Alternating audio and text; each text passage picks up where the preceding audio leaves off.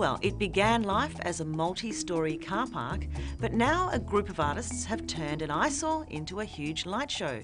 The Rundle Street Lantern, Lantern La Lumière, is a light and colour spectacular.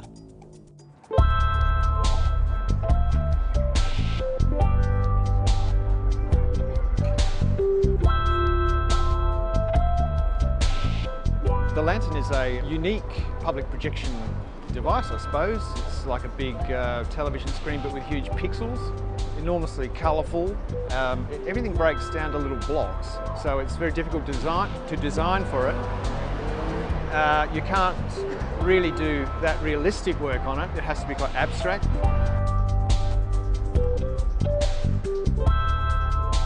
The interesting thing I find with it is it's just a big colour-filled object. It turns a building into an animation, it turns it into a painting. It's a huge amount of colour and energy coming off the walls of what was a car park.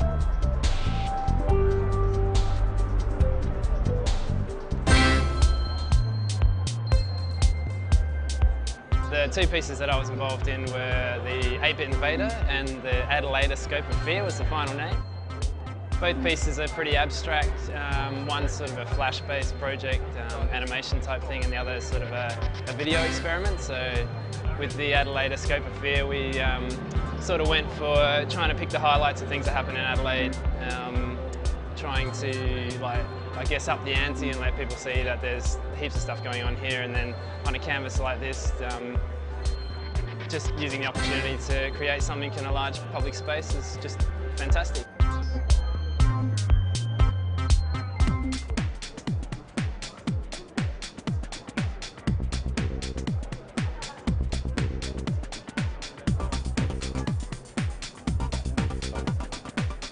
I created a little piece called Shop Till You Drop, which is inspired by the location here, by the mall.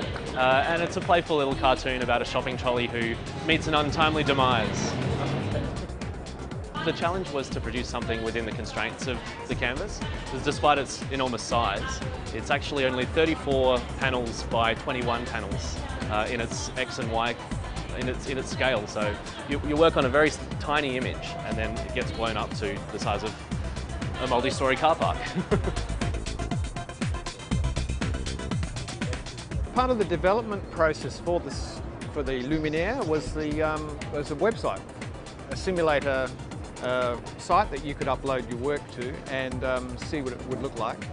It wrapped your animation around a simulation of the building.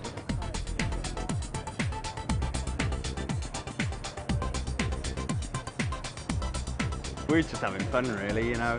We started off and we thought, oh, should we do a serious piece or what should we do? And we started off doing an animation about the evolution of time, and it was just stupid, really. Basically, you know? I think basically what we did is we just do a few squares, put some white dots on it, and it's a face.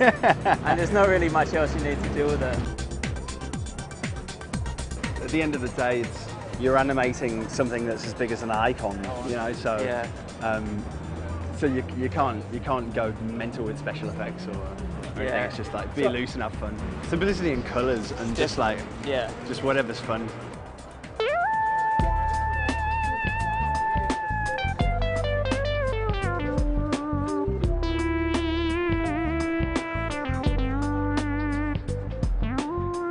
I made the Sinbad and the Throne of the Dolphin lantern animation, and pretty much the narrative is Sinbad's on his ship, sailing the seas, wailing his guitar, and a dolphin steals it, and he's unimpressed, as anyone would be, and he goes off and tries to find his guitar, and he finds it.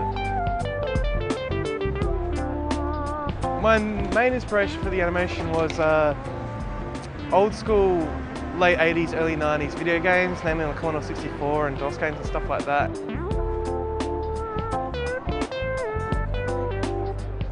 The work we did it's called Digger in Distress, and it's basically a parody of the classic computer game. So it's like, instead of Mario saving the princess, it's like the princess saving Mario.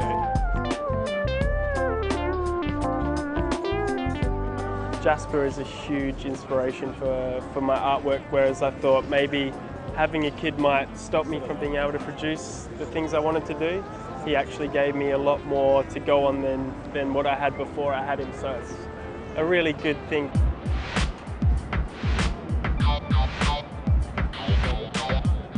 I just really hope people get a kick out of this, and I really look forward to seeing the next wave of artists producing content for this wonderful canvas.